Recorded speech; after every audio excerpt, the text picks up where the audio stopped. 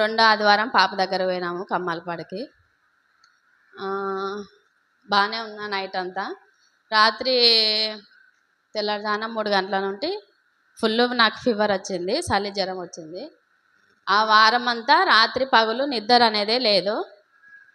ఎన్ని ట్యాబ్లెట్లు వేసుకున్నా తగ్గలేదు, 3 రోజులు వేసుకున్నా తగ్గలేదు.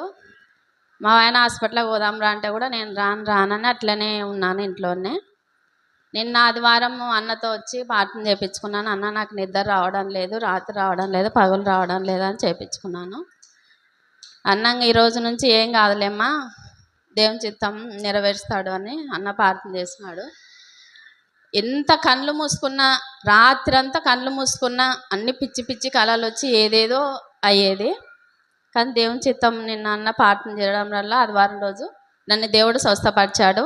రాత్రి పగలు మంచిగా నిద్ర వస్తుంది, అన్నం కూడా ఆకలి అవుతుంది. దేవునికి